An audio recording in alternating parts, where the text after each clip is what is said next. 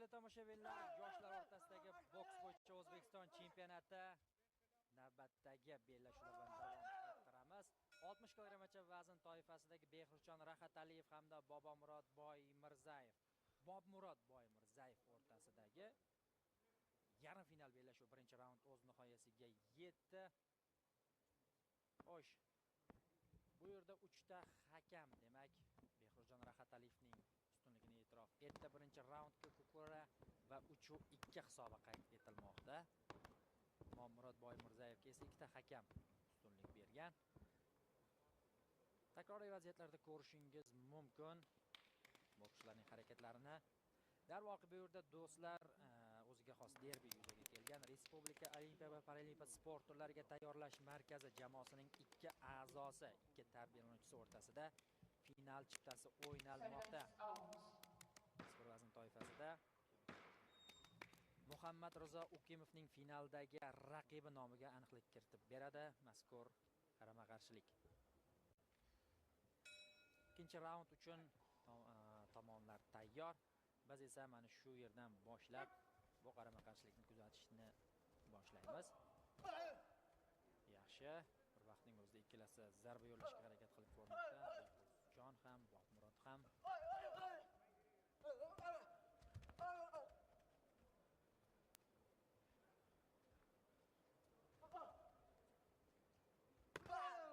Yaxshi, chap qo'lda Boymirzayev harakat qildi, lekin kutib oldi Rahataliyev.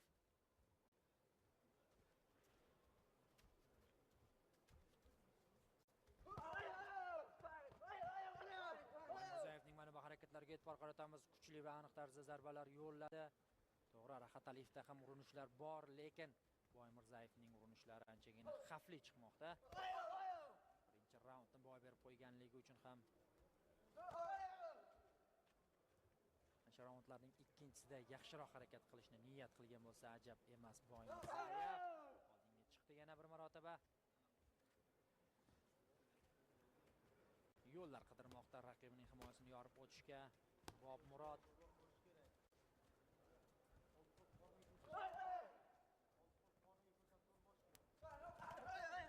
ikkilik zarbasi bilan bu safar Boymirzayev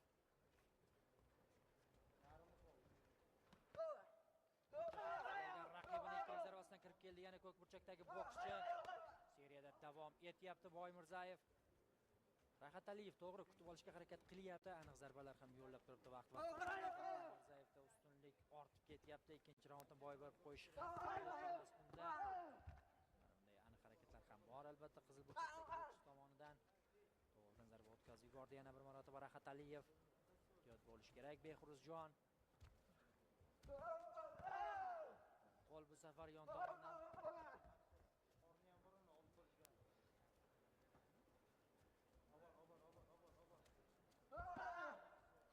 Mana Rahataliyev harakatlarida biroz ma'no Behruzjonning so'nggi daqiqa allaqachon boshlab urgan ikkilik zarbasi bilan kirib keldi Boymirzayev. Qo'llarini baland ham ko'tarib qo'ydi. Hakam ishora sifatida tana harakatlari amalga oshirilyapti Rahataliyev tomonidan.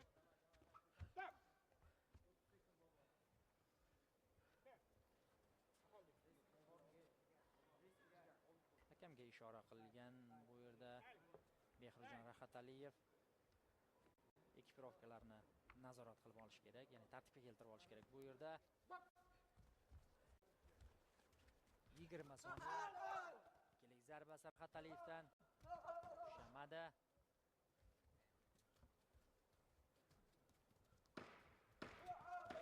Soniya boshlanganligini e'lon qilib o'tdi.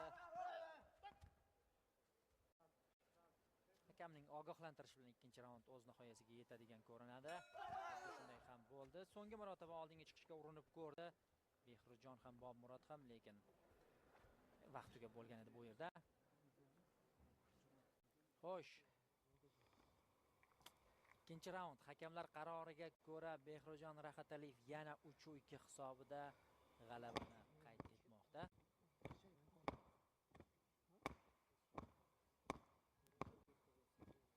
Ikkita raundda hakamlar turli xil qarorlar qabul qilishyapti. Buxorolik Hakam birinchi raundda Rahat Aliyevga ustunlik bergan bo'lsa, ikkinchisida Boymirzayevga. Mana shu tariqa 5 ta hakamning qarorlari 5 xil bo'lib turibdi va raundlar bo'yicha olib qaraydigan bo'lsak, 4 ta hakamda tenglik va bitta hakamda 20-18. Bu degani 1-0 hisobida oldinga chiqib olgan Behruzjon Rahat Aliyev.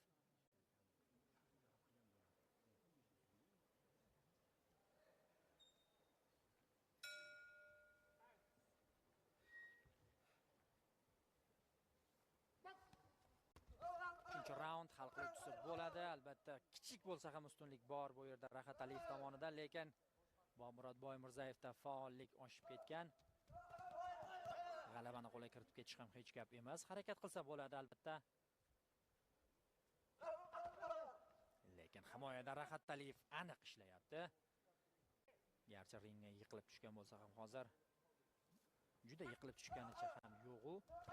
Cho'kkaladi desak balki to'g'riroq bo'lar. Xullas, zarba natijasida emas, ochiq jangga kirishib ketgan tomonlar yana bir marotaba raqibini o'sha boshini egib yubordi Boymirzayev. Hakamdan ogohlantirish ham olmoqda bu harakatlar uchun. Havoga zarbalar yo'llab ko'rdi Behruzjon bilan Bobmurod bir vaqtning o'zida. Ya'ni ularning zarbasiga aniqlik yetishmadi desak to'g'riroq bo'ladi.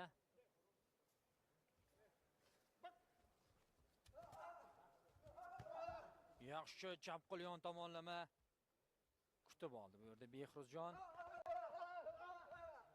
Seriya namoyish etib bermoqda Bobmurod Boymirzayev. Raqibini hozir burchakka taqib olgan holatda o'zining hujumlar yomg'irini yog'dirmoqda. Urinishlarning ba'zilari aniq, ba'zilari esa yo'q. Bir jamoaning ikki vakili, bir maktabning ikki tarbiyalanuvchisi o'rtasida kechayotgan yarim final bellashuvining 3-hal qiluvchi raundi. Yaxshi ikkilik zarbasi bilan kutib oldi Rahat Aliyev. Har ikkalasi aniq. Dastlab o'ng qo'lda, keyin esa chap qo'lda.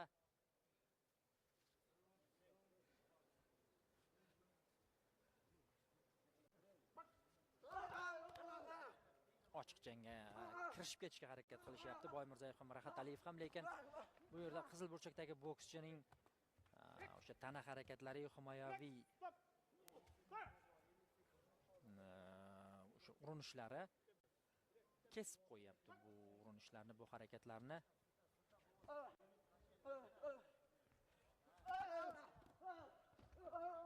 Ikkilik bilan kirib olishga harakat qildi bu safar Rahat Aliyev.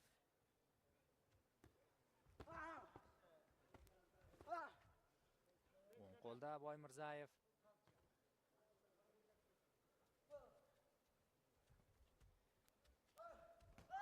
Yana o'ng qo'lda kuchli tarzda Boymirzayev raqibini o'zining zarbasi bilan siyladi.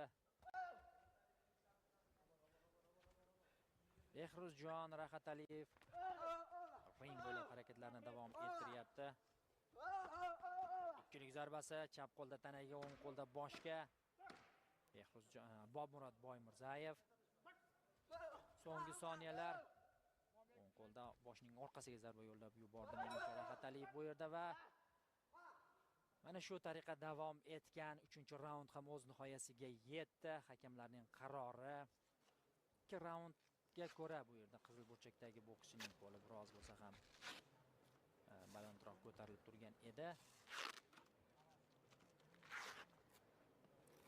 3-raunddagi harakatlarni tahlil qiladigan bo'lsak, Bobmurod Boymirzayev g'alabaga yetarli ishlar amalga oshirdi deb o'ylamayman. Hujumlar uyushtirdi, zarbalar yo'llashga urinib ko'rdi, lekin aniqlik yetishmagandek. Balki hakamlarning qarori boshqacha bo'lar, kuzatamiz. Yakdil bo'lmagan hakamlarning qaroriga ko'ra ko'k burchakda harakat qilgan Bobmurod Boymirzayev g'alabani qo'lga kiritganligini e'tirof etishmoqda do'stlar. E'tibor bering, 3-raundda 4-1 hisobida o'zining foydasiga hal qila olibdi Boymirzayev va 2 raundda ustunlikni amalga oshirgan Behruzjon Rahat Aliyev ustidan zafar quchib, final yo'llanmasini qo'lga kiritmoqda. Demak, 60 kg vazn toifasining finali Bobmurod Boymirzayev hamda Muhammad Rizo Ukimov o'rtasida bo'lib o'tadi. Andijon viloyati Respublika Olimpiya Paralimpiya sportlariga tayyorlash markaziga qarshi.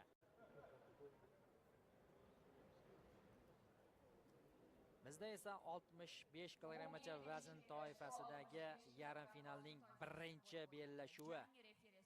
To'laganov, yon hakamlar. Birinchi hakam Rasmiylar e'lon qilib o'tilmoqda. To'laganov ring markazida ishlashi aytib o'tildi. 5-chi hakam Bobur Rahimov.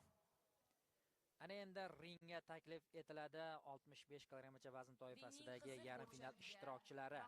Qizil burchakda harakat qiladi Zulfiqor Adhamjonov deya